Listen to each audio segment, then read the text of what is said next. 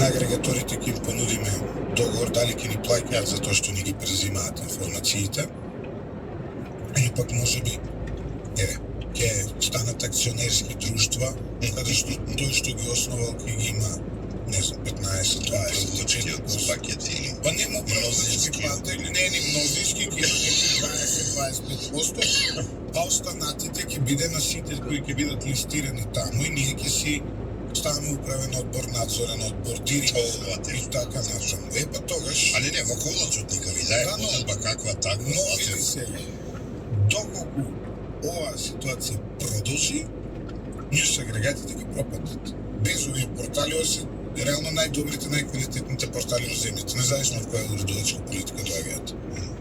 Може да дам констатација, заклучок дека ме радува што сте се убедиле ја велам во остварувањето на вашите права. Сакате собственички, сакате авторски, на крајот на краиштата тоа е принципелно претпоставувам производна промената на законот кој ги поставите и ги изедначи као медиуми што е добро и ме радува, ја одма една аналогија ќе дадам позитивна.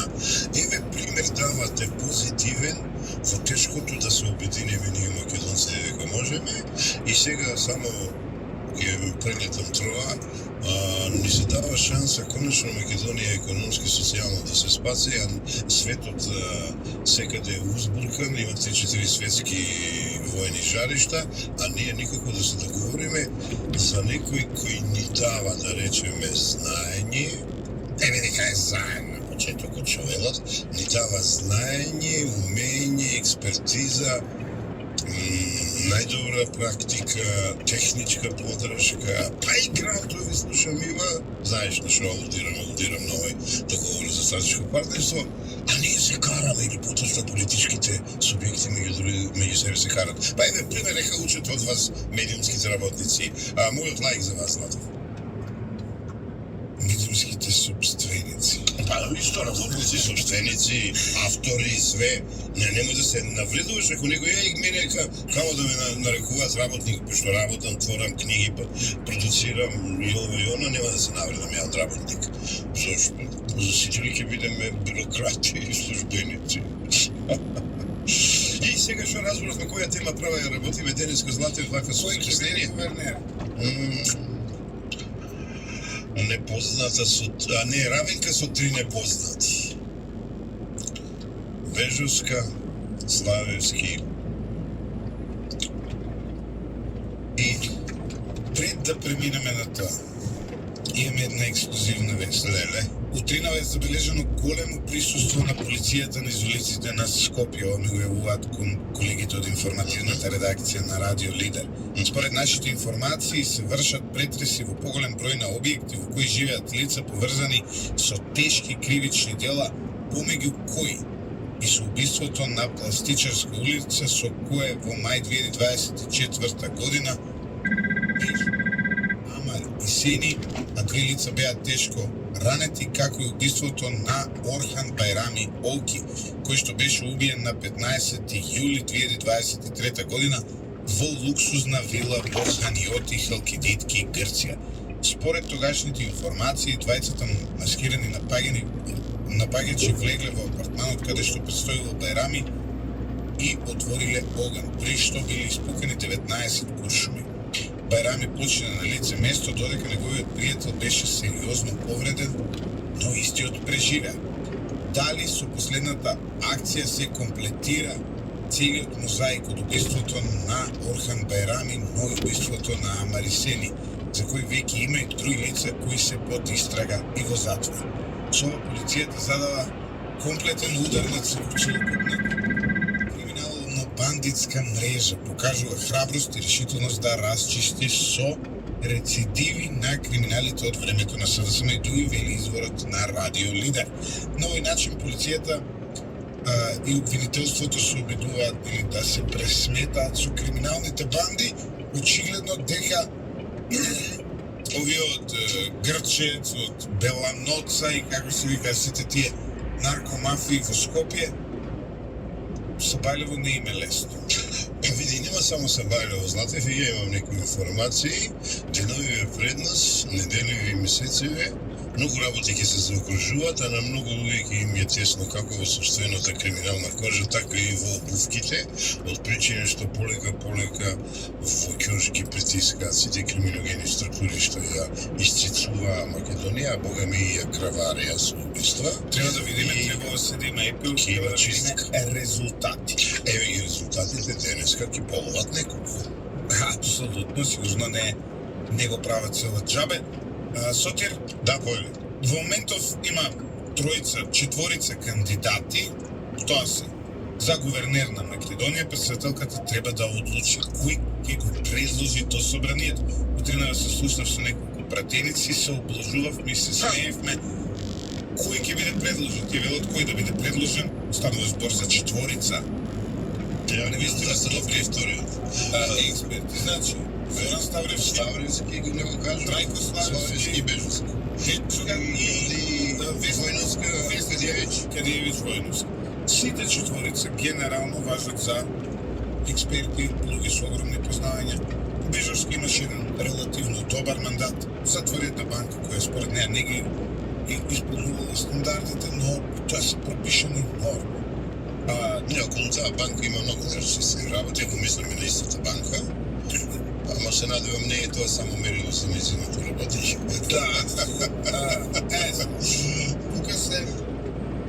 Јас сметам се објективно ќе проанализирам дека зборот се сведува на двајца. Од овие четворица се сведува на Трајко Славевски и Зоран Ставревски.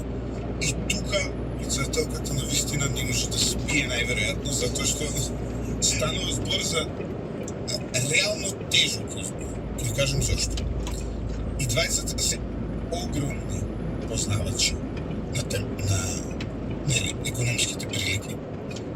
Двајцата беа еден по друг министри за финансии. Во времето на Трајко Славевски објективно се случи на најголемиот раст, 2006-2008. Но и Ставревски покажуваше огромни резултати како министер за финансии. Во исто време, очигледно е дека малку поразлично идеолошки постапуваат во делот или Груевски, затоа што Трајко Славевски се скара со Груевски, не сакаше да му ги помилува многу од работите, па влета Зоран Ставревски. И тука доаѓаат политичките, сега треба политички да се цени. Ако цениме партиски, би требало да добие Трајко Славевски, затоа што човекот реално изминатите 7 години беше опозиционер, во Совет на општината се расправаше со Даниела Арцовска, нузеше опозицијски анализи по медиумите, настапуваше јавно, беше член на извршниот комитет и се уште мислам дека е на ВМРО-ДПМН. Човекот не се откажуваше, така, беше присутен. И ако треба од партиски аспект некому да се удоволи, тоа треба на професорот да му се удоволи, затоа што реално тој беше многу активен. Од друга страна, Зоран Ставревски го немаше нигде во изминатите 8 години. Нема ни едно медиумско појавување. Добро, имаше и проблеми здравствени. Океј, значи сега ние детектираме, нели, што е како. Во однос на двајцата. Двајцата се врвни познавачи. Колку би ќе одоволи Силјановска, дали ќе земе, нели, ќе е тотално неважно, затоа што и со двајцата ќе видиме одлични резултати, одлично водење на институцијата. Багажот кој има Ставревски е уште еден багаж, тоа е нели кумството со Никола Груевски, па тоа може да биде политички протолкувано вака или онака, но тоа не мора да значи ништо, нели. Во исто време, најверојатно опозицијата веднаш ќе реагира. Еве кумот на Груевски го ставија гувернер, Груевски се уште владее со Македонија и така натаму, тоа е една негативност. Од друга страна, ќе Трајко Славевски негативност или позитивност е тоа што е професор. Професорите знаат да бидат суетни. И може да се случи тука одреден клеш по избор. Во секој и другиот, тие што работат со него исто така сметаат дека обично кога сите паметни луѓе и двајцата имаат суета. Тоа е нормално, особено кога се обкружен со луѓе во Македонија. Многу тежок избор, политички... Затоа и се мисли И затоа и се мисли председателката, затоа што е мене да ми рече сега, малку релативно касно го почнава процесот. одбери од овие двајцава Јас нема да можам да спијам и мислам дека председателката не може да спие. Не ќе пресече неколку, знам пресече, но и денеска ќе се обелодени. Затоа ти завидувам вака социолошки, психолошки, политолошки и финансиски, не даде пресек анализа, очигледно повеќе ја владеш оваа област, ја да видам искрено не ја владе финансиите, фискалната област и така натаму, макроекономската стабилност, ама јас со три збора ќе кажам. Бежоска, иако многу малку ја познавам, солидно во извршувањето, имав некој на својата функција гувернер на Народна банка, имав некој примедби кога малку дига процентите на развој за време заев и ама сепак солидно извршим.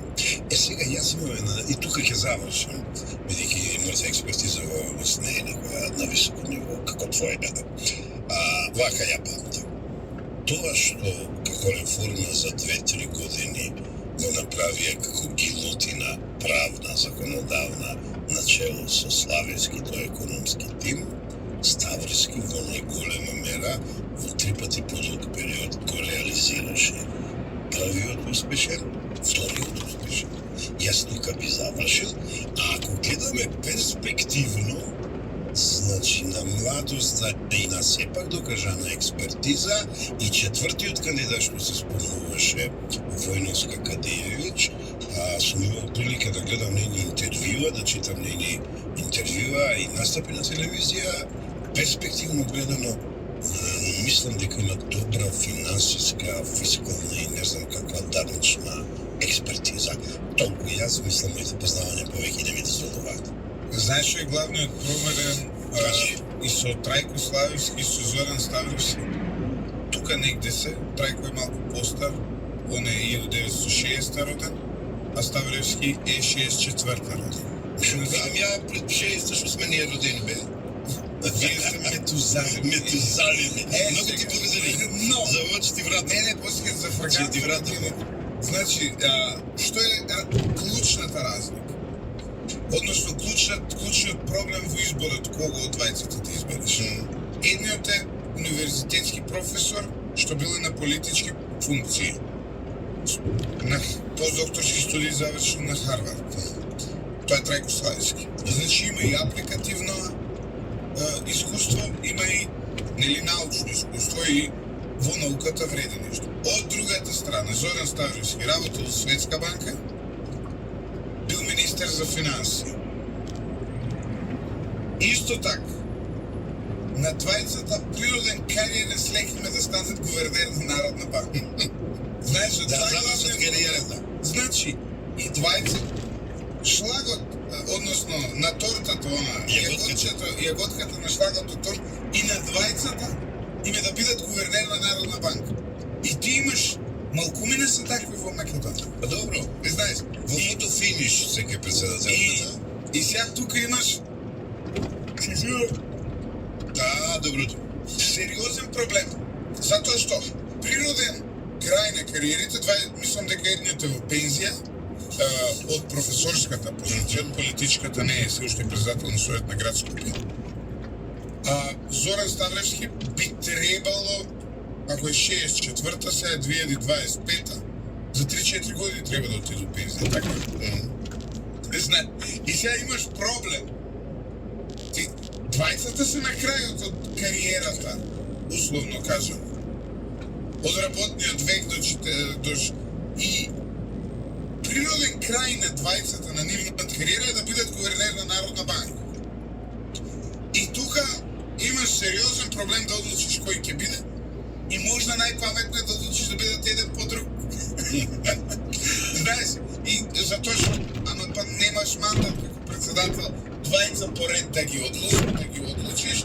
Иначе, јас сметам дека независно кој ќе биде сега, другиот треба да биде во следниот мандат. Може и така.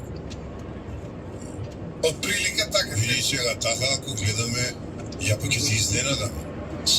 Било кој да го изберат за советник за таму најбитни се финансиите и макроекономската стабилност, стабилност на банкарски систем, ајде да не зборам сашта, за советник да го земат Хајредини. најискусниот човек во таа област, па а кој веќе стварно не може да обавува таа функција, не ми сваќа погрешно, ама некој си го зема за советник, за да не греши. Да не греши. Стар човек и не може да се разбереш со него.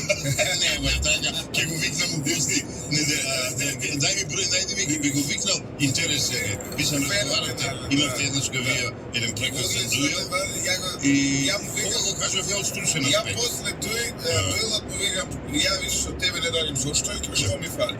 Викам, стар човек не може да се разбере, се смеевме тука. Не, ја го ценам него како експерт, многу да ти кажам, многу го ценам. А има и многу политички познавања. Ова го кажав најдобронамерно, затоа што секој извршител на врна функција треба да има добар советник, само ради тоа го кажам. Билјана Ванковска ми прозлада. Што сега? Професор, века, што ми требаше да го гледам оној од лидер и тоа наутро ми дојде да повраќам. Тоа што нашите настрадале малку од британците со напалм бомби, било затоа што биле на погрешната страна на историјата. Да, така кажав.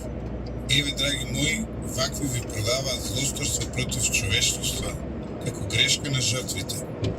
Ми се слоши, овие родена мајка ќе продадат за интерес. Професорке, немам никаков интерес од цела оваа работа. Ако темата Значи, нали ќе се зборуваме, кога зборуваме за злосторство против човештвото, вие некако многу слабо ми ги кажувате злосторството на против човештвото на целен режим што се нарекува комунизам. Како на други им биле политички права, како били извршени геноциди на цели етнички помали групи, како денес Кина, ако сакате. Еве, вие секде зборите за човекови права, зборите за човековите права на муслиманите у Палестина, зборите за човековите права на кои се не зборите, ама никако да кажете нешто тоа дека Кина неколку етнички и верски заедници во склоп на Кина ги репресира и ги одзема целосно човековите права во изминатите од Мао Цетун па навак.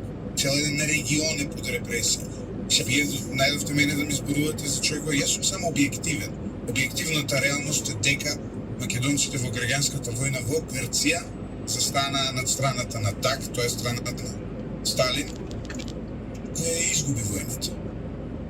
И децет, и сам факти се тоа. Значи, и ние сме, фактот покажува за тоа што денес ТАК не владее со Грција. Факт е дека ние сме на погрешната страна на историјата. Воднаш на екзодусот на децата беглаци сум истражувал книги, имам читано и така натаму. Тоа е од најужасните случаи во современата историја, но вие па исто така расистички постапувате, а тоа е, не кажувате дека во истиот таков екзодус доживеали етнички грци, кои биле од комунистички семејства. Јас имам такви пријатели, професори, другари и така натаму, кои живеат по запад денес, на дел им е дозволено да се вратат, дел никогаш не се вратили, исто како нашите деца бегалци. И тоа, пропорцијата е огромна. Дури има двојно повеќе грци протерано од што има нели етнички македонци, односно славофони според Грција. Тоа е судбината на режимите, на хунтите, на војните. Да бидеме, и затоа велам, бидете искрени, немојте да замајувате јавноста дека некој таму нас етнички не требал. Тоа е политичка војна. Политичка е војната. Војната е идеолошка. Се борееше. Се бореа од една страна, како се вика, ТАК, од друга страна ЕЛАС, националистите. Тука ќе ти се спротивставам, а сега политичка е војната, што не ги признават имотите и ова не. Да не си ја скренуваме емисијата, ќе кажам нешто што вообичаено не кажувам, кога се славеше 80 години на победа над фашизмот, единствено во музеј на град Скопје со изложба организирана од Руската амбасада, се сретнав со поштовата професорка, ја поканив на кафе и ме одби. Тука ќе застанам, јас сум познат джентлмен, ќе ја поканам уште еднаш, се надевам ќе ми прифати, овие работи со нејзе ќе ги дискутирам и ќе видам зошто толку има негативна енергија кон лидер и тука на телевизори дадов. Ќе застанам и така натаму, а јас и понатаму продолжувам нејзе да ценам као професорка, но во последно време гледаме на нефлексибилност и така. Ајде, нема да судаме меѓу вас двајцата, инаку не сме били ни на погрешна страна на историјата, јас и ти тоа ќе го расчистиме во друга прилика. Во друга прилика ќе го расчистиме, златна емисија си почнавме.